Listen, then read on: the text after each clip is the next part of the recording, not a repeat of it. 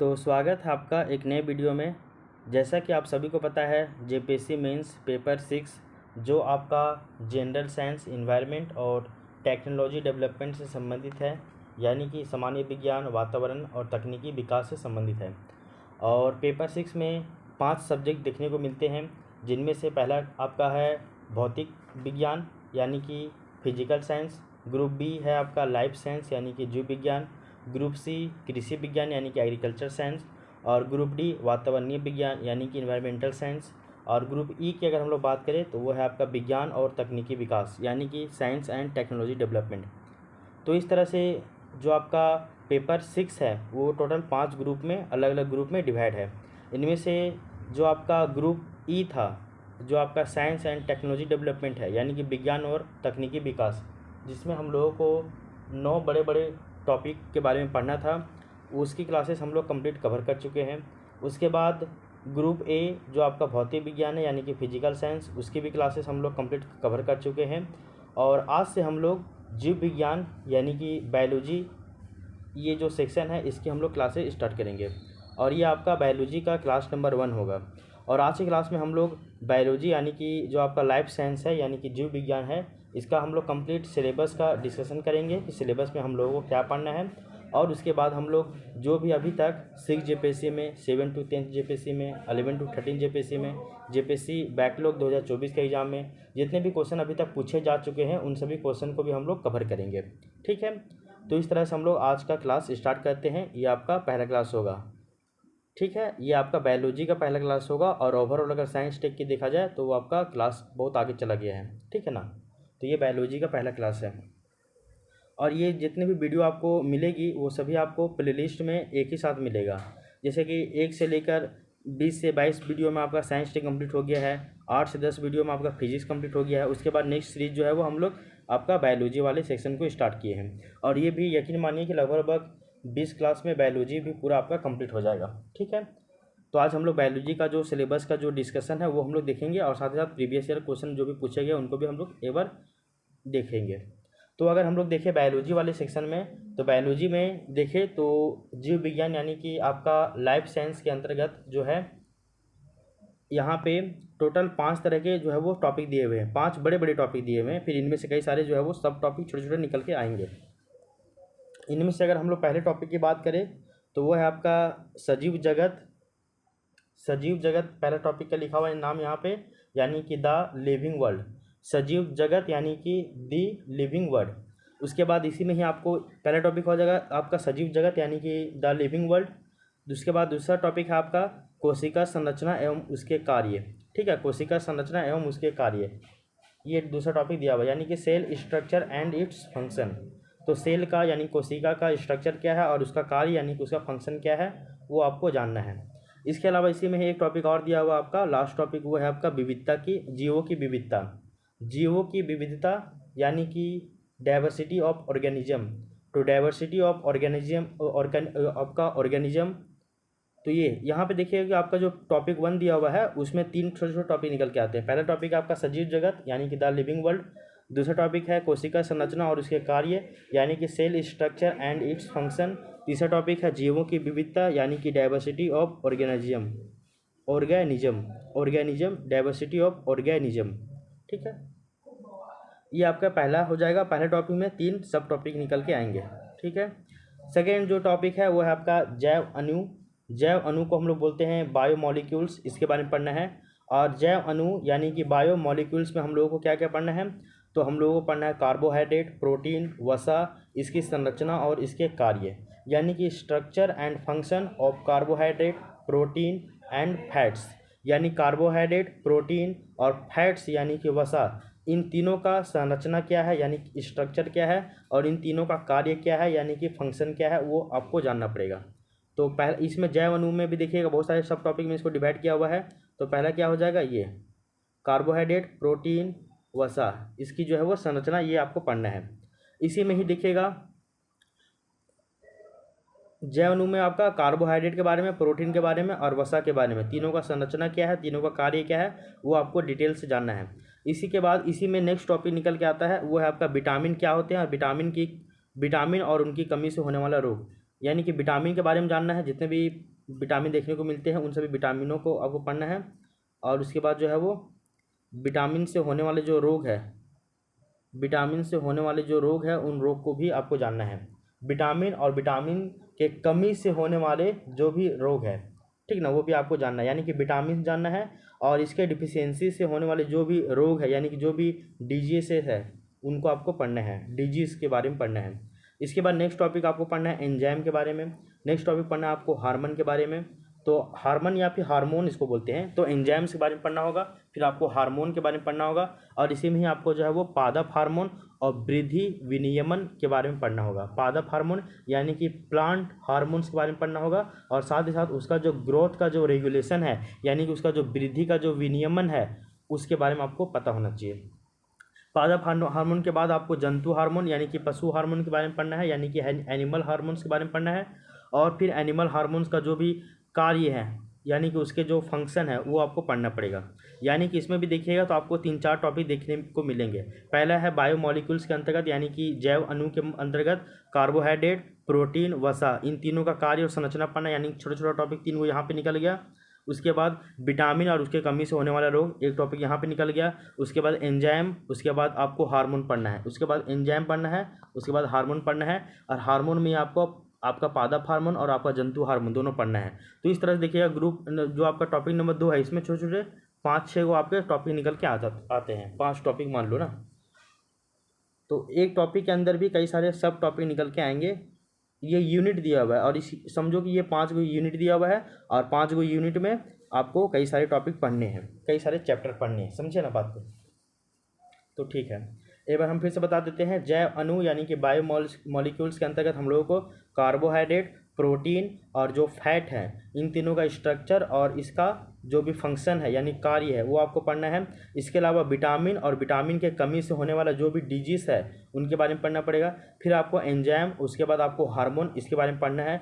फिर आपको पादप हार्मोन क्या है उसके बारे में जानना है, और साथ ही साथ पादप हार्मोन और उसका जो वृद्धि का जो विनियमन होता है, यानी कि उसका जो वृद्धि का विनियमन यानी कि ग्रोथ का जो रेगुलेशन होता है पादप हार्मोन का, वो आपको जानना है। साथ ही साथ आपको जंतु हार्मोन यानी कि एनिमल हार्मोन्स के बारे में पढ़ना है, और फिर उसका कार्य जो है एंड देयर फंक्शंस जो भी है उसके बारे में आपको पढ़ना पड़ेगा। तो ये हो जाएगा आपका टॉपिक नंबर 2।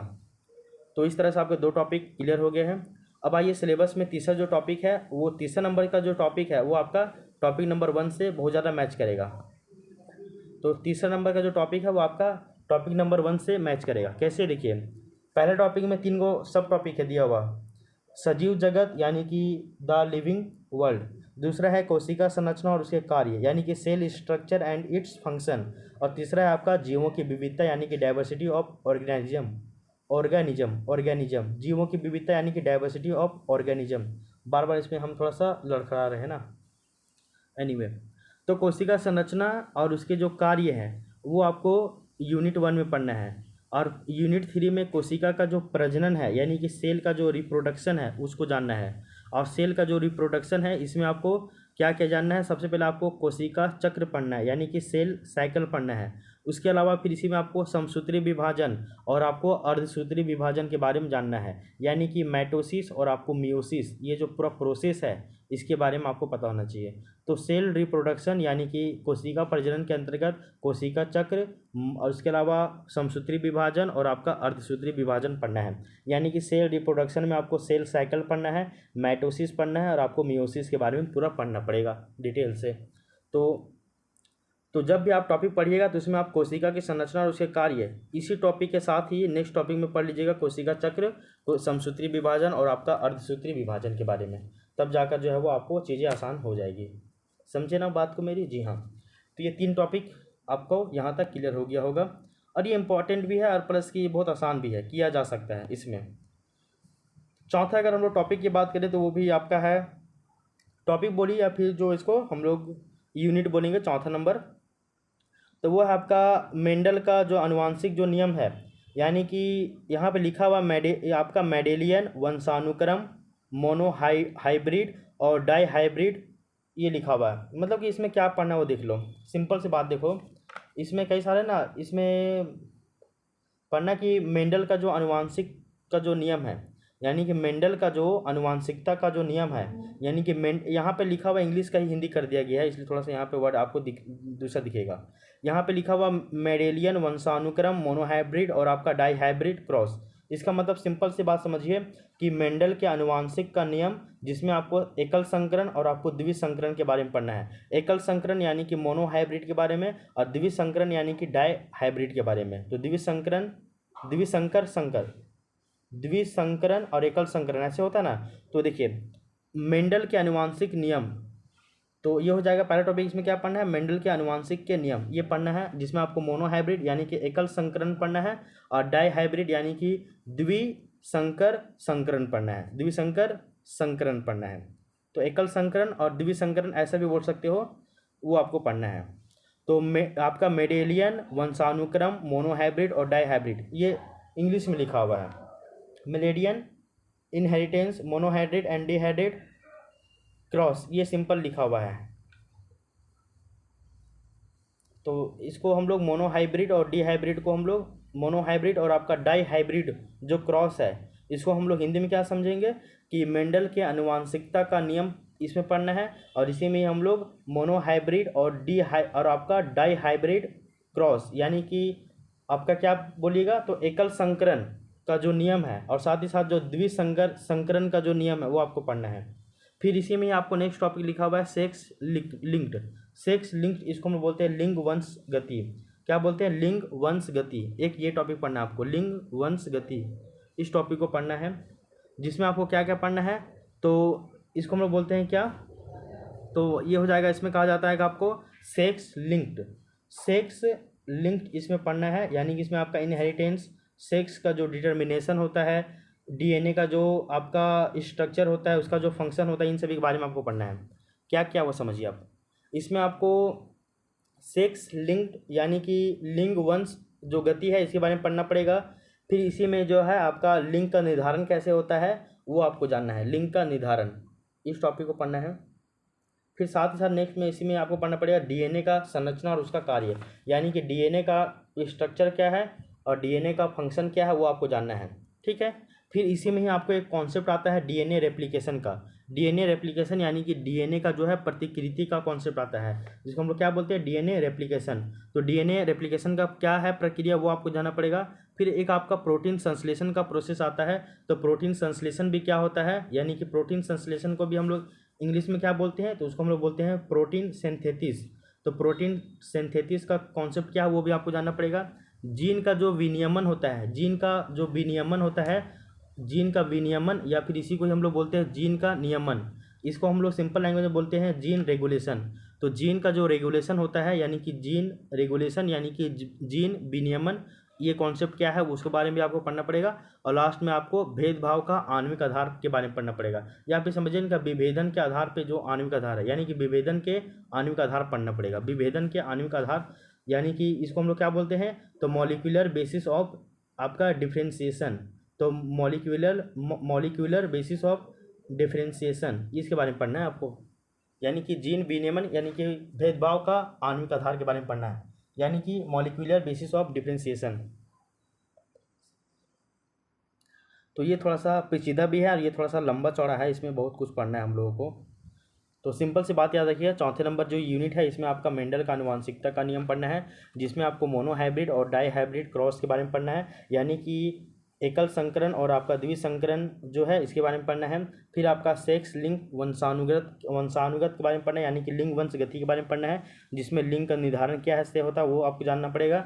डीएनए का संरचना और उसका कार्य पढ़ना है, डीएनए का रेप्लिकेशन पढ़ना है, प्रोटीन संश्लेषण पढ़ना है, जीन का नियमन पढ़ना है, और विभेदन के आणविक आधार पे इस सभी के बारे में पढ़ना है, यानी कि विनियमन का आणविक आधार, इसको हम लोग बोलते हैं भेदभाव का आणविक आधार, या फिर विभेदन के आणविक आधार, या फिर भेदभाव के आणविक आधार। सिंपल सी बात है, भेदभाव को हम लोग विभेदन बोला जा रहा है यहाँ पे। ठीक है।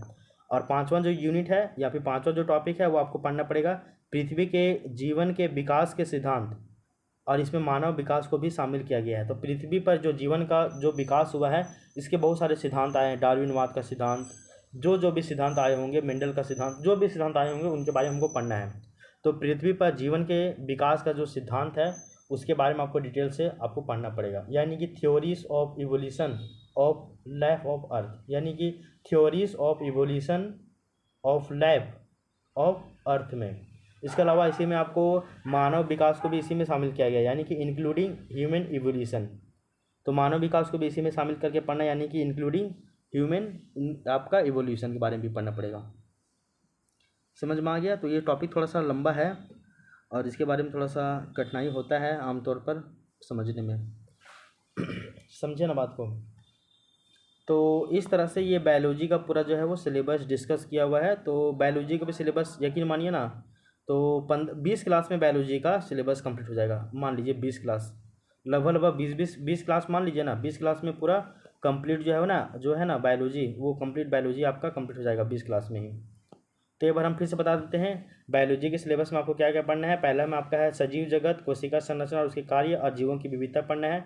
दूसरा में आपको जैव अणु के बारे में पढ़ना है, जिसमें आपको कार्बोहाइड्रेट, प्रोटीन, वसा, इसके अलावा विटामिन के बारे में पढ़ना है, हार्मोन्स के बारे में पढ़ना है, एंजाइम के बारे में पढ़ना है, पादप हार्मोन और आपका जंतु हार्मोन के बारे में पढ़ना है, उनका कार्य पढ़ना है।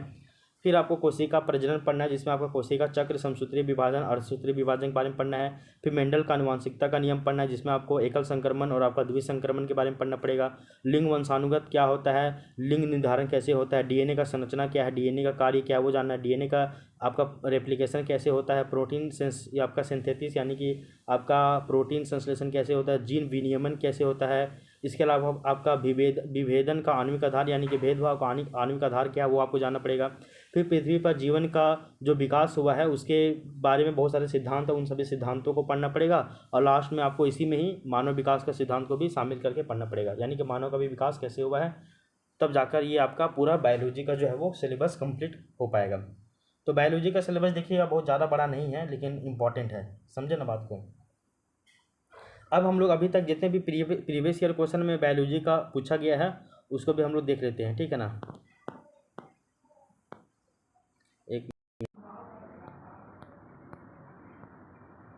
तो अब हम लोग जो है वो बायोलॉजी का क्वेश्चन देखते हैं अभी तक कितने क्वेश्चन पूछे गए। तो अभी तक प्रीवियस ईयर में देखिएगा तो 4 एग्जाम हुआ है और आपका हर एग्जाम में 2 क्वेश्चन को लीजिएगा तो आपका 8 आंसर यहाँ पे हो जाएगा, ठीक है ना।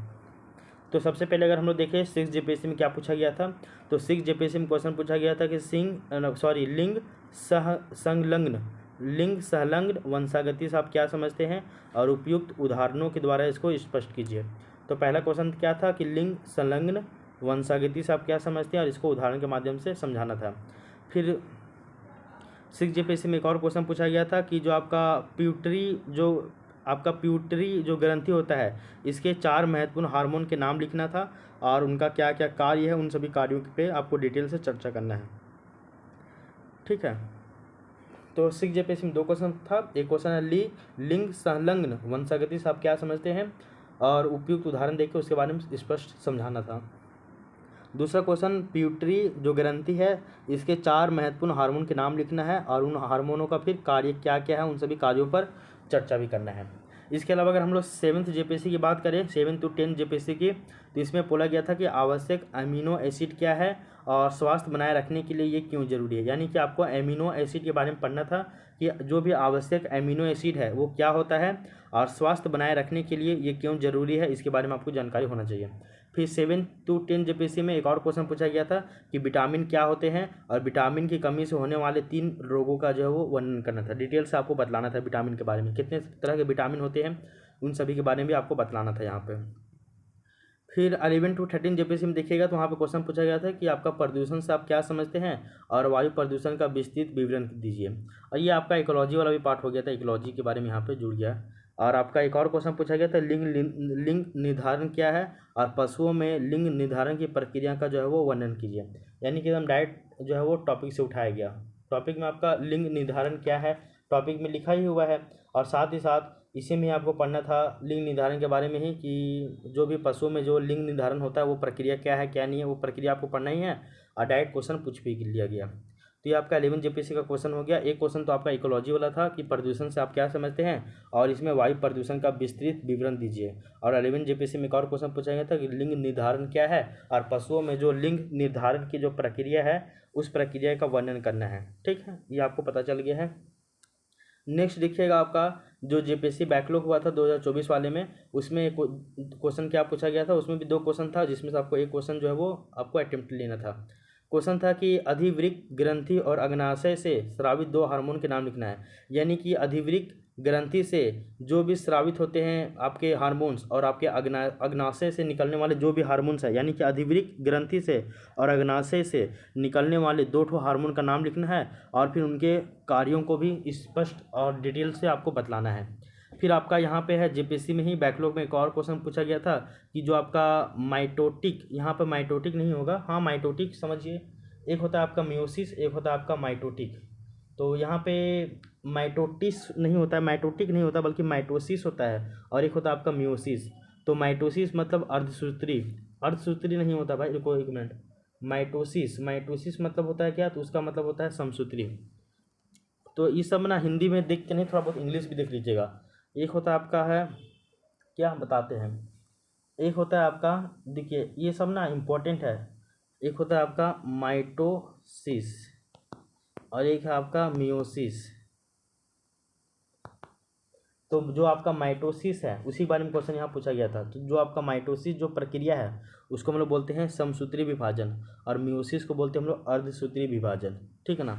तो यहाँ पे आपको माइटोसिस के बारे में पूछा गया था, हिंदी में लिखा हुआ माइटोटिक, लेकिन ये होता है माइटोसिस इंग्लिश में, और हिंदी में होता है समसूत्री, इसीलिए ना। तो हिंदी के साथ साथ आप इंग्लिश वर्ड को भी देख लीजिएगा ताकि कन्फ्यूज ना कीजिए। तो ये हम लोग देख चुके हैं अभी तक कि आपका जेपीएससी में जो बायोलॉजी का जो सिलेबस है वो क्या क्या पढ़ना है आपको, और साथ ही साथ बायोलॉजी वाले जो सिलेबस जो है इसमें आपका जो टॉपिक का जो मतलब कि डिस्क्राइब किया हुआ है, मतलब कि वो टॉपिक कैसे है, क्या क्या टॉपिक पढ़ना है, सिलेबस में क्या क्या पढ़ना है, और साथ ही साथ अभी तक जो भी आपका प्रीवियस में क्वेश्चन पूछा गया है जेपीएससी में, 6 JPSC, 7th JPSC, 11th to 13 JPSC, और आपका जेपीएससी बैकलॉग में, तो उन सभी के बारे में यहाँ पे आपका कंप्लीट जो है वो डिस्कशन किया गया है।